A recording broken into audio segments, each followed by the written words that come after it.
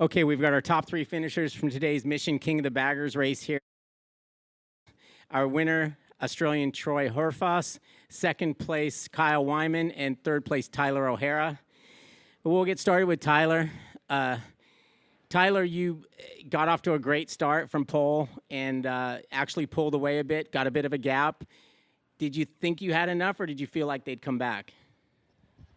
You know, like Troy was just saying, these 6-lap sprints, it's a sprint from the start to finish, and you know the wind was blowing quite a bit up there, and so trying to just be consistent with the brake markers was a little bit challenging. But no, I was reading my pit board, and I knew they were there, and I know we all run pretty much the same pace, full tank of fuel and fuel load, and yeah, about 3 to go, my tire kind of started to go off a little bit, so I adapted and went down on the fuel map a little bit to try to conserve a little bit. But you know, we've just progressed every session. To be out here racing at COTA is amazing. I'm glad we get another shot this afternoon. I told Troy we can share the win, so I'm looking forward to another shot later today. You know, I'm still looking for number 20. I didn't realize I had 19 wins until he ran the stats. And, you know, I've led a lot of races this year and the last year. And this Indian Challenger is such an awesome bike. And for Indian Motorcycle to come up here and lead every lap of the GP, it's amazing. I'm glad we got the job done so far. I got one more box to check. But no, you can't count these guys out. But yeah, I just got to lead the last lap next time. All right, well, good job. Second place today, Kyle Wyman. Kyle, you put on a charge at the end there, and was there any point in the race when you thought that he had too much of a gap? I don't think so, because I mean there was a lap or two there where I saw him trying to stretch it, and I could kind of see that, you know, he was going to consume that tire, I think. So that there was like 2 laps of it where I was like, okay, just chill, just don't panic and feel like you have to go right now, and just kind of let it settle. So I did that. You know, a couple times, like he was talking about with the wind, I think he made a couple mistakes on the brakes, which helped me bridge the gap as well. And then when I got to him, I just, you know, I planned a good pass and, you know, did it where I wanted to do it. But I thought different about what was behind me. You know, last time I kind of looked back, I saw I was about 0.7 back to Rispoli. So I was like, if Troy was in this group, he'd be up here by now. I thought, you know, so I kind of just, I defended for Tyler's strengths in that last half of the lap, and it was a surprise to me to see that fairing come up underneath me into whatever it is, turn 15. So, yeah, no, I mean, I was just hoping for better than the challenge yesterday, because that was an absolute mess, and we had a super clean race, super fun race, like where you can settle in and kind of just get into that rhythm, and that was just awesome. So, yeah, second place, we'll take it. I'm usually a first or last type of guy, so it's nice to just get some points when I can't win it, and we'll go from there. All right, pass the mic over. Our winner today, Troy Horfas, and it's his first MotoAmerica King of the Baggers victory. He had a victory in Daytona, but not in this class. I mean, you got to be pretty happy. You've 3 times you've raced these things, and you just won for the first time. I think to a lot of us, it appeared that you maybe weren't going to be in that battle at the end, because you dropped back pretty far, and it looked like there was a lot of guys to pass. Was there a point when you were like, I'm pretty far back, and this is going to be a difficult task? Firstly, it's an honour to be standing here today with my first win, especially with these 2 great competitors. There's more wins between these 2 guys that I dream of having. So to get my first win here in COTA at MotoGP is a great feeling. And to answer your question, it did feel like I was out of it. I haven't got a lot of experience. I've got a lot of days on the bike now. There's no excuses to not be able to be competitive, but I don't have a lot of experience racing, because Daytona was not really a race in the infield. It was a race to get to the outfield. So I didn't see the true speed of these riders in the infield a lot of the time. Whereas today, there were 6 guys going toe-to-toe, fighting at their best pace. And so I couldn't ride the lap they were riding. I could not ride my bike the same way the guys in front of me could ride their bikes, even between the different manufacturers. So it took me, I know it's a short race, but I spent the first 2 laps just confused, overriding the corners, overriding the braking, and I didn't conceive, but I sort of sat back to take a breather, got nabbed by Bobby Fong, and I was okay, it's time I've got to make something of this. And honestly, once I started riding my own race, it would become a lot easier to make my passes, and I knew that if I could sneak through on Tyler behind Kyle, I could see that Kyle was calculating what he was going to do with Tyler, and I knew that was my only hope, because I didn't actually have better speed than Kyle. I just knew if I could get him by surprise, and just because Tyler and I are riding a different lap even on the same bike. So look, you got to take them when you can get them, and I fought as hard as I could, and it's a real privilege to be up here on the top step. One of these last rights, they're kind of long rights, I get them confused, but there's one of them that you're able to hold a lot tighter line than the other guys, it seems like, and it seems like that's where you make up a lot of time. Is that accurate? Or Okay, maybe I figured it out in that last lap then, because that's the corner that's just been giving me nightmares for the last 24 hours. I've the rear come around on me quite a few times over the weekend. It was funny. Jeremy McWilliams, who just walked in, he mentioned, oh yeah, last year when I get out of the gas there, the rear would come around. I'm like, well, at the time I thought, no, that's not it. It's not like that.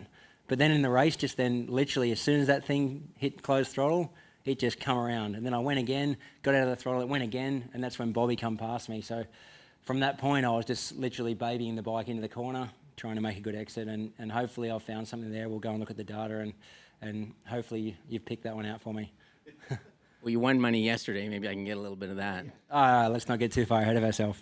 All right. Any questions? So Imre Pavlovic from Motorsport, Ellen Motorrad from Germany. Okay.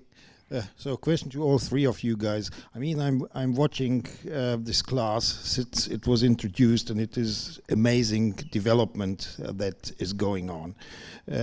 What do you think? Where is the limit? Do you think you can be faster than the Supersport bikes in the near future, or have you now more or less leveled in what is possible?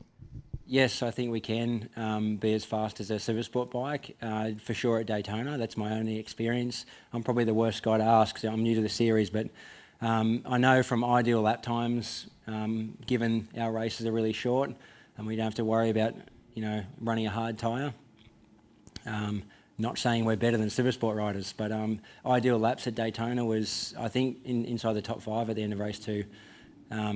We didn't hit that lap time, but even so, we're getting close every year. Like, I've been following these guys for a few years, and the steps that these bikes have made. These guys are better at us than me. It looks like we're on the way to have a lot faster lap times. Who wants to go first? Did you want all 3 of us to answer it?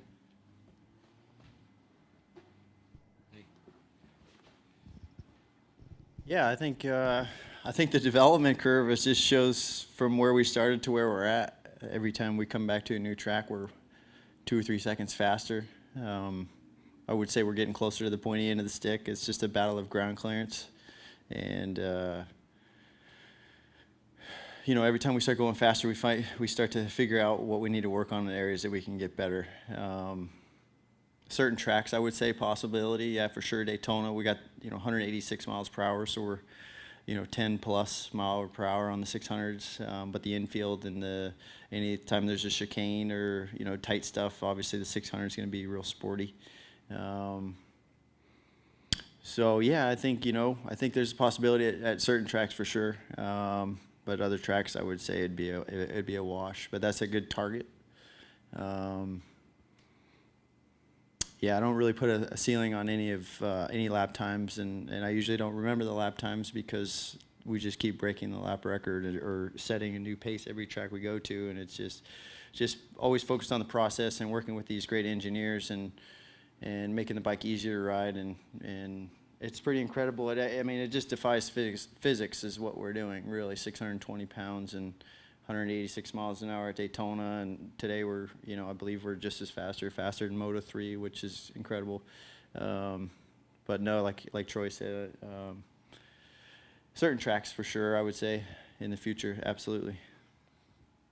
And just quickly before we go to Kyle, like, really the only question is, did you enjoy the race? Like, aside from Supersport, Superbike, and King of the Baggers, did you enjoy the race? I sure would if I watched that back, and that's really, from my short time in this series, that's what the goal is to create great racing with different bikes. It's an unknown for people. People don't know what these bikes are like on the track, and so the only feedback I get is, wow, how do you ride that big bike? And I mean, the reality is the bikes are very good and they're easy to ride for us guys, because they do such a good job for us. But the reality is we're not here to compete against Supersport. Us three guys can, I know for sure, if whatever bike I'm on in this championship, I can be competitive. It's not about a lap time. It's about creating a show and getting the most out of our particular bikes. Yeah, to kind of go off that, you know, there is, I think the bottleneck, at least from our side, probably from their side as well, is like the rules package. If we're going to go any faster, like, we're kind of stuck with the RPM limit and the weight. Like, we can build a bagger if we disregard the rules and just build like a crazy superbike out of a bagger and get it down to, below 600, rev it out to, another 500 or 800 RPMs. Like, there would be a lot in that. But to that, MotoAmerica has done an incredible job of balancing the class between two motorcycles, two powertrains that are vastly different from each other.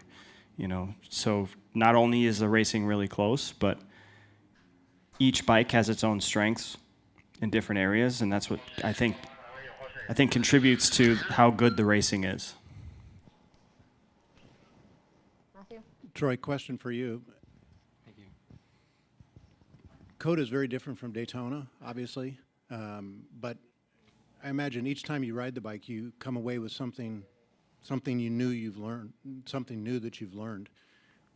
What can you take away from this specific race from a technical perspective or from a rider perspective that is going to help you either in the next race or as you go down to the next venue? It's simple. Don't override the bagger. Any road bike, if you override them, you run into some trouble, especially once the grip goes away. But I was overriding, and this bike it doesn't reward you overriding. So yeah, my biggest lesson for that race was to ride my own race and just make sure I keep an even load to the tyres really and don't override. I have a couple questions, even though Paul doesn't really want me to. But I'm going to start with Kyle. Kyle, so at this track in particular, there are actually three tire manufacturers, three tire types being kind of laid on this track. I've always been fascinated by the fact that, does it provide more grip, or does that dissimilar rubber affect you guys? Do you notice it at all? I don't have a scientific background, Right. Like it's so hard to say, and like you could even argue that there's four other, because you got freaking Goodyears that NASCAR was just laying down on That's every true. corner, It is four, giving yeah. us some more references on the track with their burnout marks. But I think that once it's rubbered in, it only helps compared to yesterday morning when it was super, super dirty. I don't know that, I know that we just followed MotoGP, so we just followed the Michelin rubber, and later today we're also going to follow the Michelin rubber, so I would expect conditions to be very similar. Whether it helps or hurts, I don't know, but at least we know what it'll be. Okay, that's a good answer.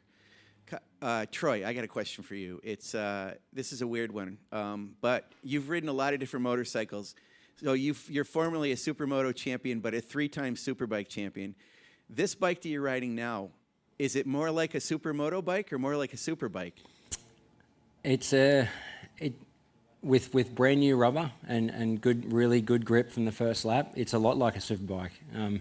The bike it can turn really fast. You're limited by grip.